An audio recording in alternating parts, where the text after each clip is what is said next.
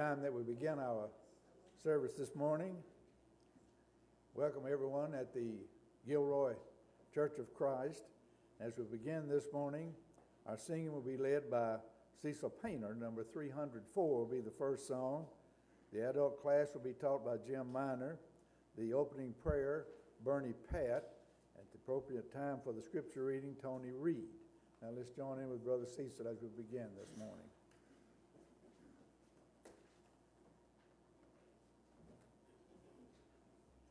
Number 304.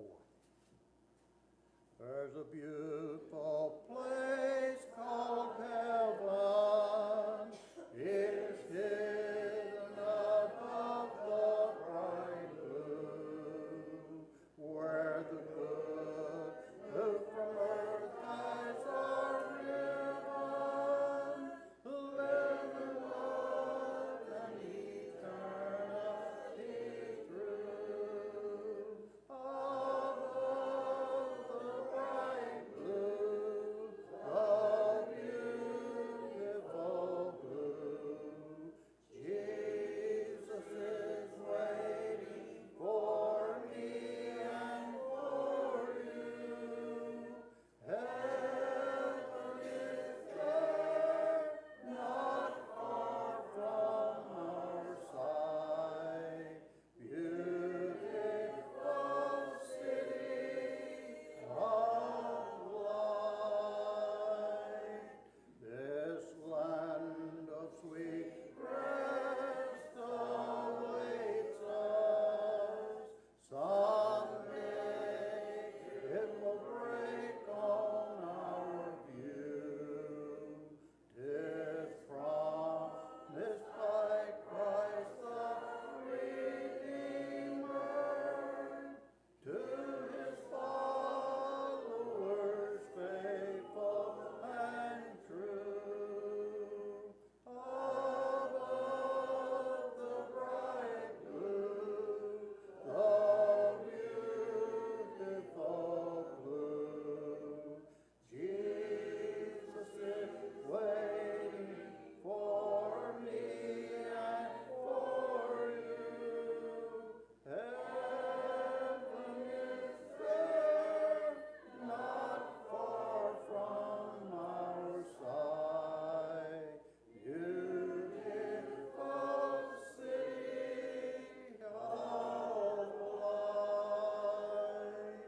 We know not when it shall call us, whether soon the glad summons shall be. But we know when we pass the river, the glory of Jesus will see. Above the bright blue, the beautiful blue, Jesus is waiting for me and for you. Heaven is there, not far from our side. Beautiful city of light. Brother Bernie.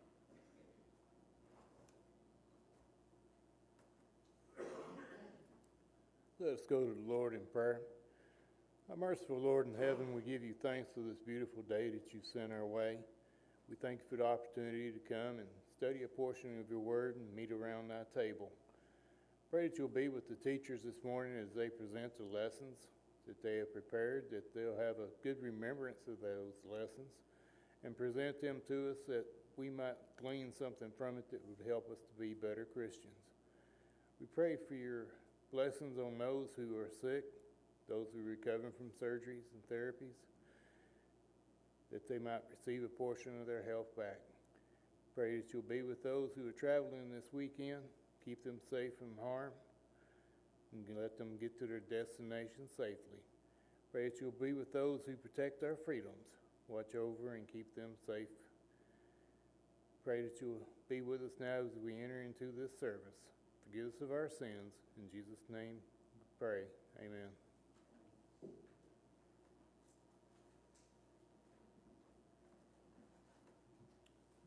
It's time now that our classes assemble.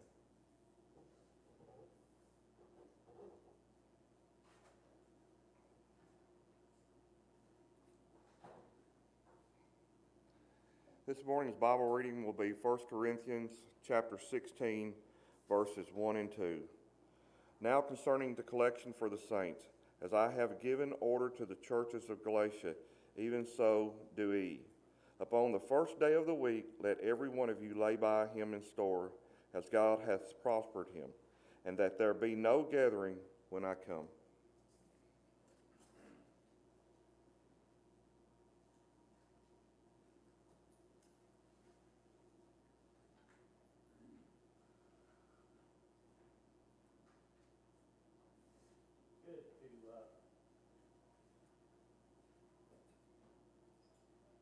It's good to see everybody this morning. Just had a wonderful time last night and enjoyed the fellowship at Donnie and Teresa's farm and good barbecue, and it was just extremely good. We had somewhere between 60 and 65, 68 people there, somewhere in that vicinity.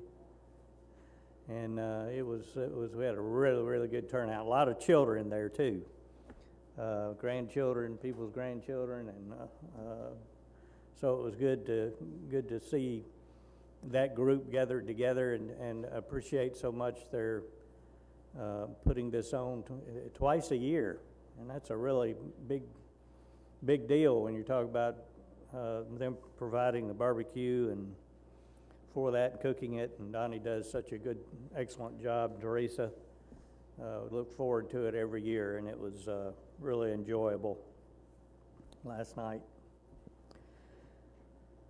Also, Gary and Steve are handing out what I was talking about last week, and this is in relation to our study from last few weeks. This is not anything we're going to cover this morning because we've touched on this a number of times, but we just thought maybe you would want to, you may already have this. I'm sure a lot of you do. Being at Laverne for many years when John Gary was there, I'm sure you've seen this. But this is also on his website, among other kind of charts and things, and this will be helpful. It's helpful to me and to you when you're explaining to others when you talk about the resurrection, when you talk about the day of judgment, where the soul goes at death, the spiritual body. This is very helpful to have for you to refer back to explain to others about the resurrection of the spiritual body. And matter of fact, we've shared Brother John Gary's website with our brethren in India, made them aware of these things too, where they can access these charts and lessons and all kind of things inside there. So just take that and put it in the back of your Bible, and you'll have that next time if you ever come up talking with individuals about that subject. We are this morning ready to move into the final chapter of 1 Corinthians, chapter 16. And chapter 16 is going to cover a number of different things that Paul mentions to the brethren here at Corinth. He's going to talk about the contribution for the saints here in verses 1 through 4, and then in verses really 5 through 12, he's just going to talk about some personal plans that he has in regard to future events and things that he hopes to be able to accomplish. And again, at the end of the chapter, he gives what we see many times is exhortation and encouragement and salutation to the brethren there as he closes out the book of 1 Corinthians. So this is more of a shorter chapter, and one that is very excellent when we think about in terms of the responsibilities that we have as Christians to give and to fund the work of the local congregation. And today it's just like it was in the first century. The Lord doesn't depend on the world for financing, does he? Of course not. That's why among the Lord's church, either in the first century or the 21st century, you never see, at least you shouldn't, I'm not saying it doesn't happen. It may happen in congregations that are erring, but you do not see, or you should not see in the New Testament church where we depend on those in the world to fund the work of the local congregation. That is up to who? It's up to us, isn't it? Up to the brethren. Now people come in and they give. I mean, we can't, tell somebody they can't give. I mean, they can do that. But as far as the giving goes, God expects His children to finance the work of the local congregation, whether that's the work here in this community and in missionary work, benevolence, and the things that the church is noted for in terms of helping mankind, not only, most importantly, spiritually, but sometimes physically, like you all have done in the past, like the congregation has done, especially the last couple of years, in helping many congregations and several states that underwent, drastic weather problems, and calamities, tornadoes and floods and things of that nature, and then helping people within the congregation that need help with the household of faith, and then we do help those in the world, don't we? Because we're commanded to do that. You'll see people come in from time to time here that need help, and there's a brethren that are assigned that duty. If we had deacons, they would be doing that very same thing as well, kind of overseeing, those kind of things and dealing with helping those in the community who may need financial assistance or direction, spiritual help, or, physical help. So when you look at chapter 16, you kind of get an insight into how the church operated 2,000 years ago and how we pattern our things that we do in the 21st century always after the first century church, right? That's our pattern example that we use. So when you look at the 16th chapter here, and in this closing chapter of 1 Corinthians, the Apostle Paul discusses a number of things. He discusses the collection for the saints. He talks about the first day of the week and what that means. He talks about his work at Ephesus and gives, as we talked about a moment ago, these various friendly admonitions to the brethren there. So it's an interesting study. And there were many reasons why the Jerusalem church needed help.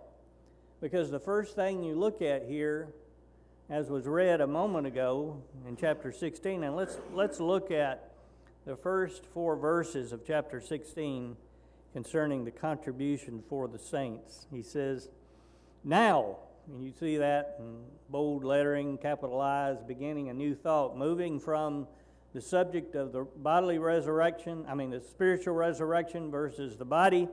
Now he moves into a whole different subject matter.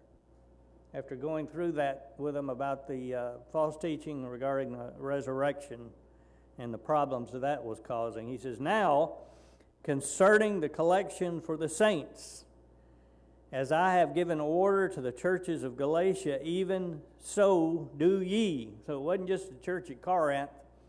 It was, as he calls them, orders, directions, commands in regard to the work of the Lord's church and helping other congregations who are going through crises. And there were many of them in the first century that were, under persecution, under famine, under a lot of different issues. He says, upon the first day of the week, let every one of you lay by him in store, as God hath prospered him, that there be no gatherings when I come. And when I come, whomsoever ye shall approve by your letters, them will I send to bring your liberality unto Jerusalem. And if it be meet that I go also, they shall go with me. And as I was beginning to say there a moment ago, there are many reasons why the church at Jerusalem, and remember, that's where it all began, right? Acts 2, Pentecost, the first congregation of the Lord's church began with Peter delivering the gospel for the first time to the Jews. And almost 3,000 obeyed that day. And from that congregation, all others directly or indirectly sprang throughout the centuries, even until now. Even until now. So the Jerusalem church was large numerically. It had the situation of dealing with a number of things that were happening at the time of its infancy, especially in its first 100 years. Not only persecution, but a lot of other difficulties that they had. Famine. But we see in the original giving of this congregation, it had been very liberal in its giving. And sometimes liberal, like we said before, is not always a bad word. It's a good word. It's because Christianity surrounds liberality, doesn't it, in terms of the truth, not compromising it, not changing it, but being liberal in the things that we do, working and dedicating ourselves to the cause of Christ, both physically and spiritually. And with that congregation there, and going back again to Acts 2, 44 and 45, let's flip over there and read that record. And here in these two verses, you're seeing the results of Peter's sermon that he talks about here. He says in 44, and all that believed were together and had all things common. And they sold their possessions and goods and parted them to all men, and every man that had need. So you saw an incredible attitude among those first century Christians. I mean, indeed they were. They were the first. And they recognized, as a result of being blessed by the gospel and having obeyed the gospel, what they were supposed to be doing in their adult lives when it came to the spiritual welfare of others. And there's no question that they had the right to own personal property, just like we do today. We own real estate, we own automobiles, we have hopefully assets. As you live your life, you accumulate things, financial means. And here it was the same thing, and the Lord recognizes that. And as Christians, one of the main things that He expects us to realize is that anything that we have in this life, even in our lives today, come from above, right? Everything that we have, our homes, the physical abilities, how we support ourselves, the jobs, all the things through creation come from the Father of lights. So, in their desire to do the Lord's work, and many people do this today, they just simply pool their interest. Not only the contributions within the Lord's body of Christ that we do, as people do typically on the first day of the week, although that is not just the time you can contribute. You can contribute any time.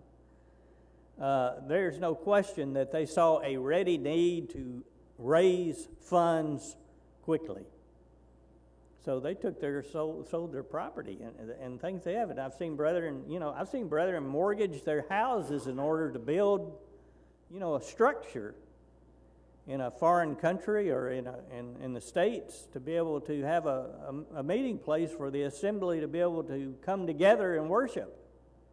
Especially as quick as the church grew in this country in the late 19th and 20th and middle 20th century, there were churches of Christ, seemed like to be just about on every corner, wherever you went. And back then, regardless of which one you went into, you heard the same thing. Now, it's not like that anymore, unfortunately.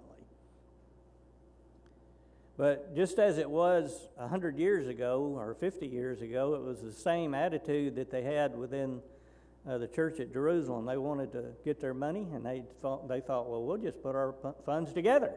We can do more. And that's what they did. It was not socialism. It was not communism, as some indicate that early Christianity was. It was not.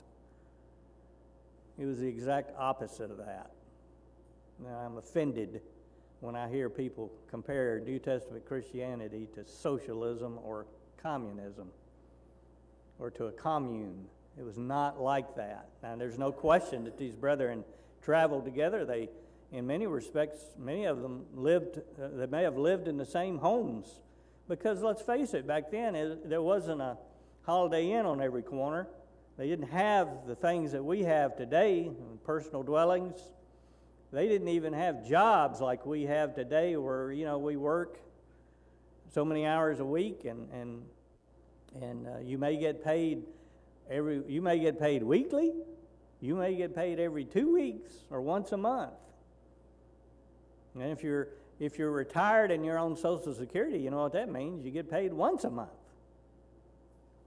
So, in every circumstance, in terms of the brethren putting and pooling their interest when they gave, and they brought the collection in to be collected, just like it was then, and it was a lot different in the first century.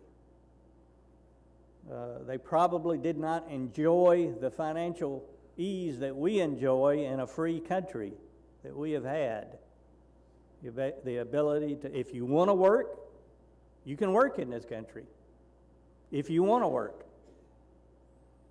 and provide for yourself and for your family. Right now they're screaming for people to work, and we can't find enough people to work. That's hence all the places of employment that don't have people to work, because some don't want to work anymore. And it creates the problems that we're seeing today in our society, a complete shutdown. I thought we would never see in America, but we're seeing it. But here in the first century, they knew what they had to do.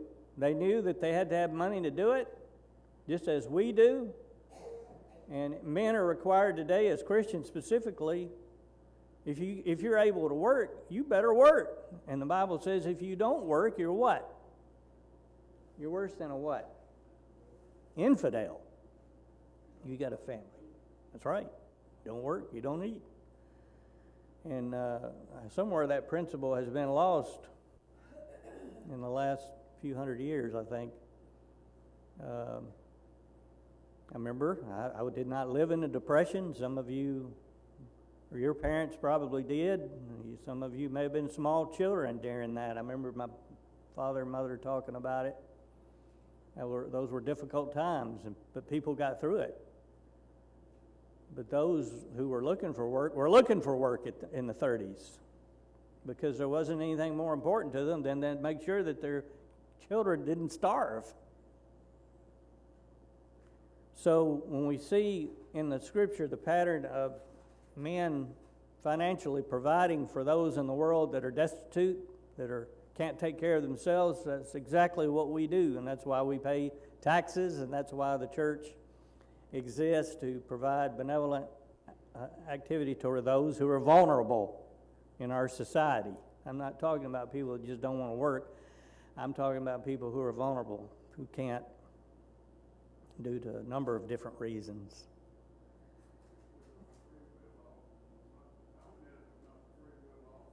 No, that's right. They take it.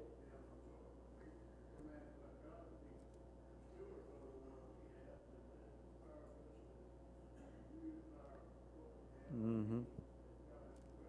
Exactly. And even under the old law, under Jewish law, under the Mosaical law, it was mandated that the Jews under that law tithe, didn't they? 10% of everything they had, not just their cash. This would involve their entire portfolio, as we say. But under the law of Christ, we're to give as we're prospered. You know, some people that might be more than that. Some people may be less, because we're all in different aspects of life.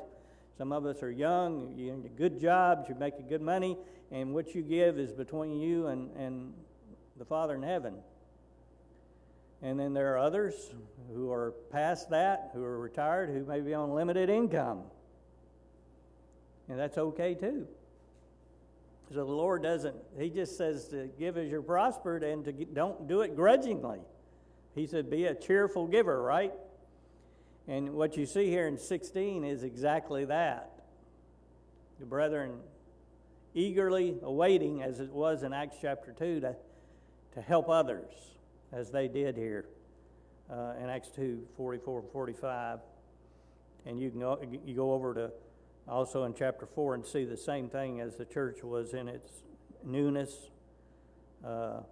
But as what transpired after the establishment of the church at Jerusalem, especially the first 8 or 9 chapters of Acts, you see a persecution that came upon the Lord's church. Political persecution, political trouble. Not only that, and there are difficulties in the church within the Roman Empire, and the Sanhedrin and the powerful political lobby of the first century that did not see the church as something good. They opposed it. And a lot like sometimes it is today, where people oppose Christianity because they feel like it does not give man the freedom to sin. In other words, man today is, if it feels good, do it. I'll do it if I want to, and I don't care about how it impacts anybody. That's just what I'm going to do. And of course, the Bible is a discerner of good and evil, and people don't like that. They didn't like it in the first century and don't like it in the 21st century. So in other words, evil becomes good, good becomes evil. People don't want to be told through the Scriptures what they need to do in order to be saved. If there's sin in their life, how to overcome it.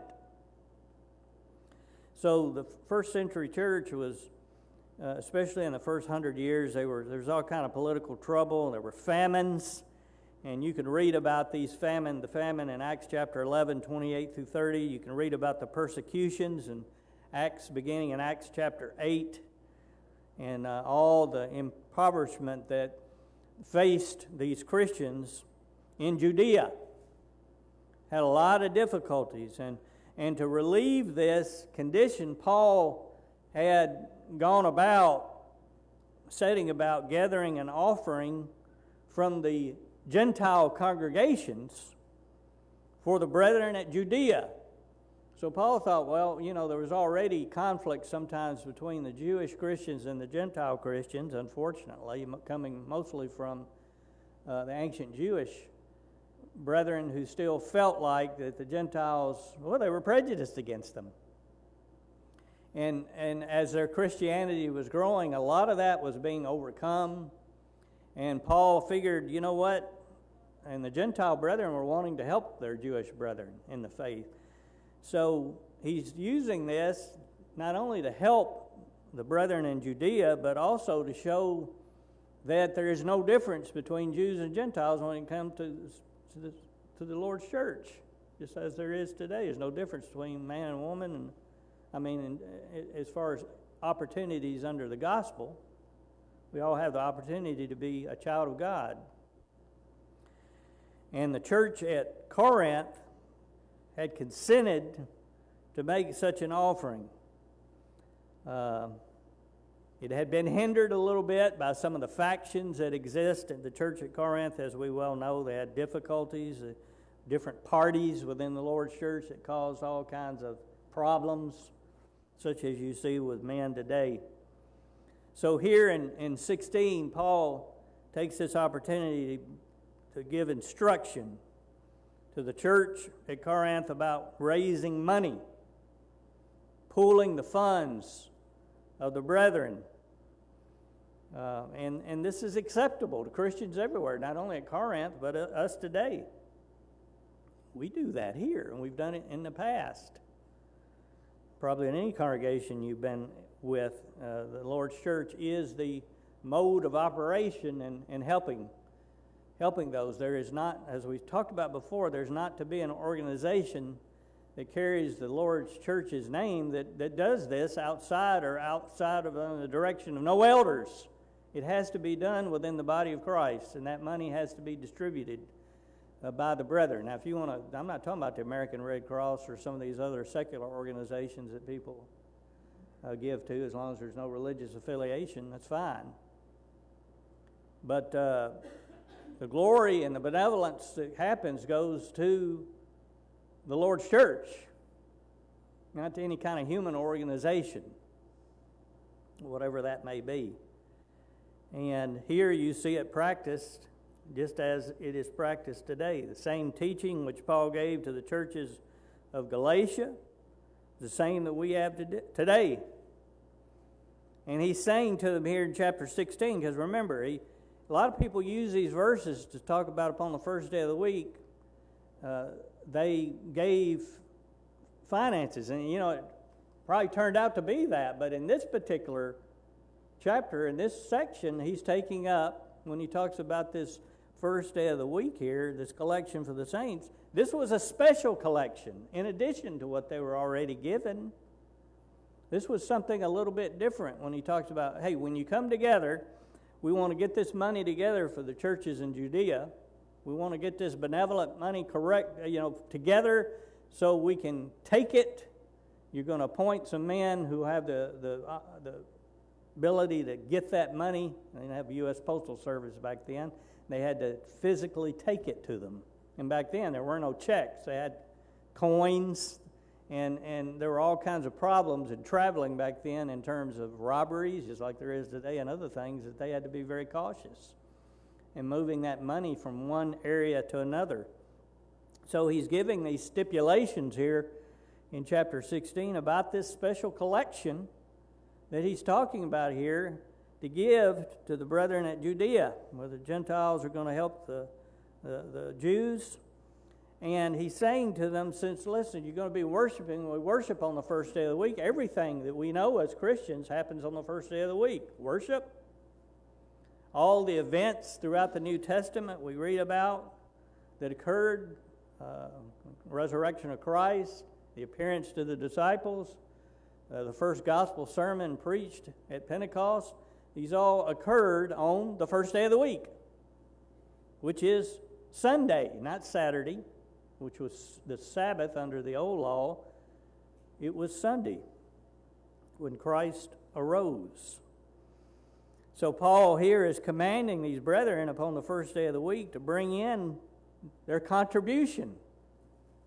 Specifically here he's talking about for these brethren that they're giving a special contribution to, as we have done here at Gilroy a number of times. Not just giving on the first day of the week, but we've given, gotten together and pooled our money from either here or even out of your own pocket in helping those and others sometimes we don't even know about. You just do it because of who you are and what you want to do in terms of being a faithful Christian to help others. So he's telling them here in this chapter, he says, go ahead and bring your money. He said, I'm on my way. He said, let's save some time since you're going to be there on the first day of the week to worship, of course. He says, go ahead and get your money together for this collection and then have some men ready to go when I get there. I mean, they worship together. They have the things necessary within the Lord's church. And he says, if you need me to go with them, I'll go with them.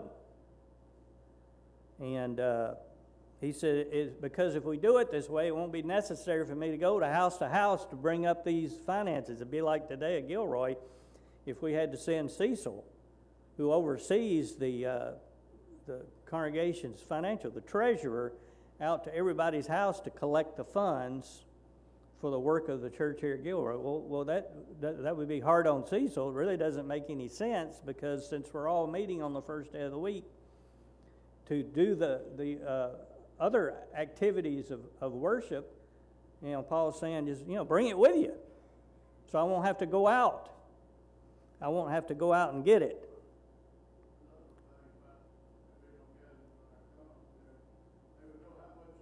Yeah. Yes. Mm-hmm. Right.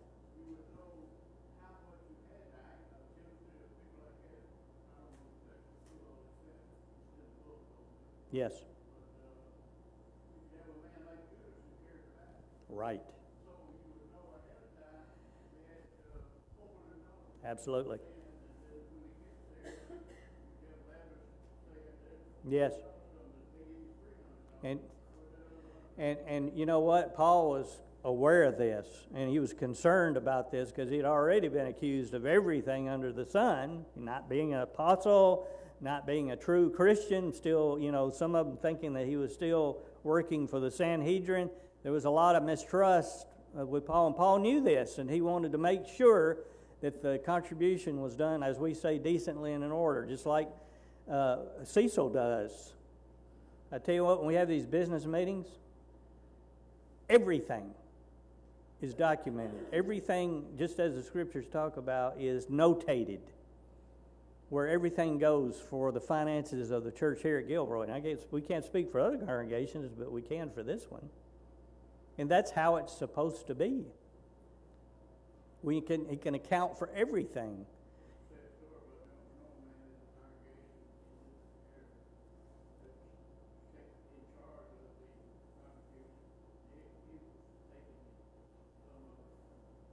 Mm-hmm.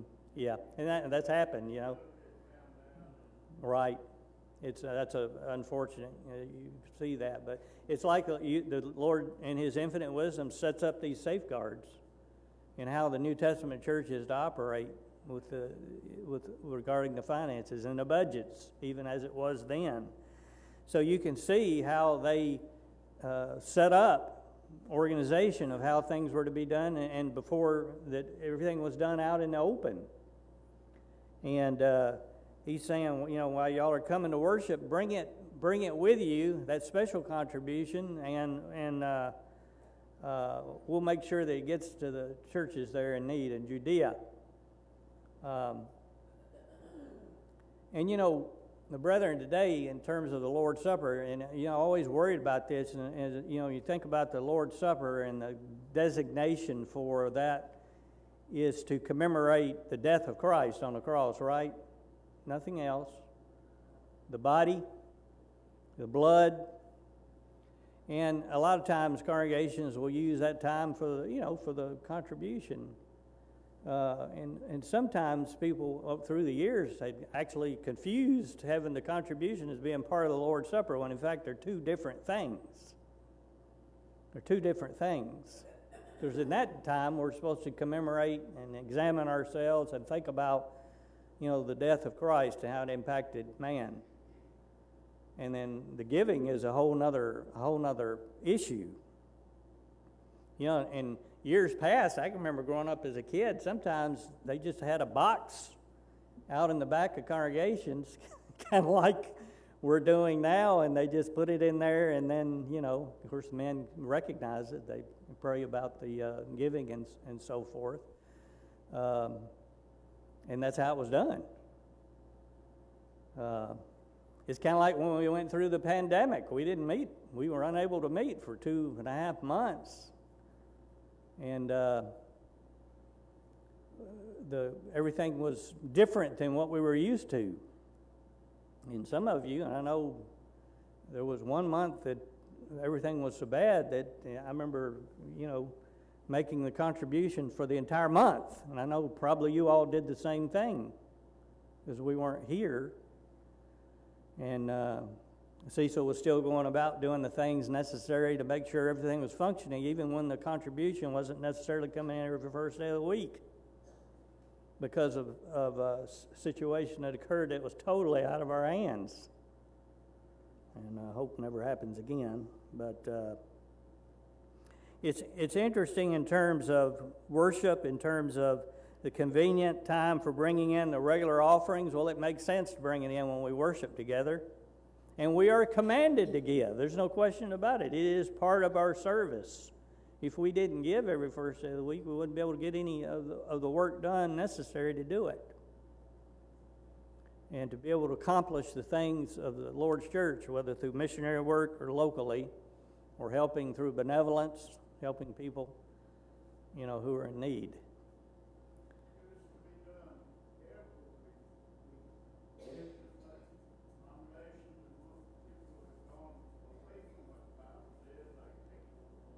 Mm-hmm.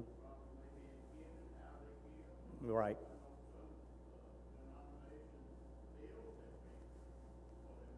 Yes. Mm-hmm. Mm-hmm. Thank you. Yeah. Mm-hmm. Yeah, that's an interesting point.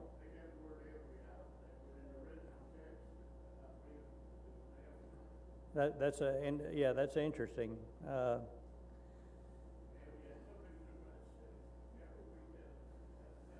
Right, exactly.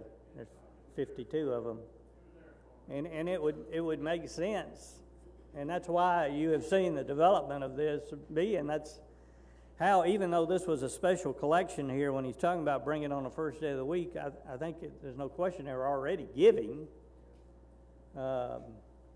And there may have been times, like they said, in the first century, they probably didn't have the income that we had, and they might not have earned anything. I mean, everything in the first century was different than it is now. I mean, we're kind of accustomed to the way it is.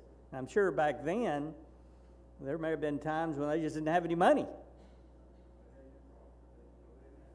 Well, and that's the key, isn't it? Give as you are prospered, and the Lord made provisions for that. Yes. I think that's an important. I think that's important. Absolutely. Yeah. Yes.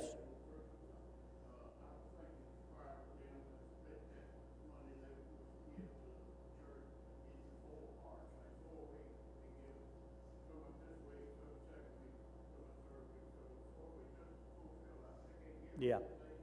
As we have been prospered. Absolutely, and I think that kind of gets back to a common sense issue, especially for these brethren 2,000 years ago. Now we're a little more accountable to that because of the way the things are now. But there's no question that when we give as part of continuing the work of the church, because it's absolutely necessary, because they've got to be able to plan, right? The elderships have to know. The men of the congregation have to know what kind of funds they're dealing with in order to be able to do the work in the community. So, as 2 Corinthians 9 talks about in verses 6 and 7, our giving, it's got to be done cheerfully, freely, and humbly, right? Just as it was with the widow. What did she do when Christ saw her in the temple? She gave what? She gave just a mite or 2 mites, which was relatively, in our time period, was very little. But to her, it was everything. That's how she had been prospered. And the attitude is recognized by the individual who gives, first of all, not grudgingly, as the scriptures say, but cheerfully, cheerful heart. And to give as you're prospered. Some people make $1.5 million a year, and other people make $50,000 a year. And it depends upon your particular situation, and that is a matter between you and the Lord. Nobody's going to come around and ask you to divulge your income. Of course not. It's none of our business.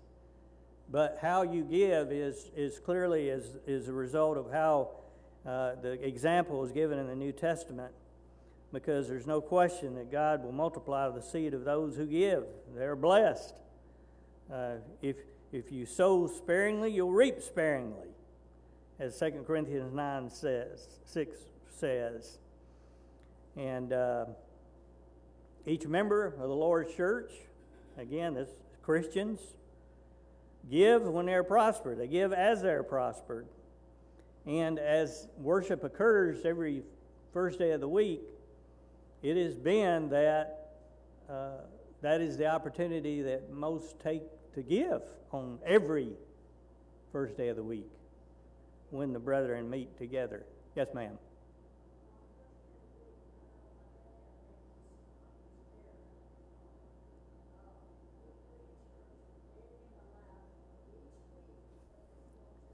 Yeah.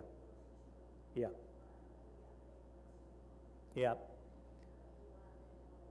So he budgeted and prepared to be able to do that. Yeah.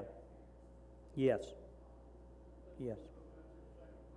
Yeah, it is. I mean, it's.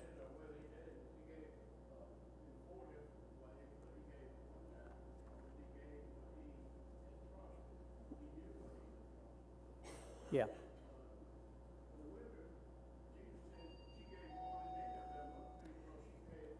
Right, all that she had, and that's an attitude. That's right. And that's what you saw exhibited in the first century church when they came together. Even though they weren't required to, their attitude was, I'm going to give this until it hurts to give. And you know, brethren, do that today, because we have been blessed.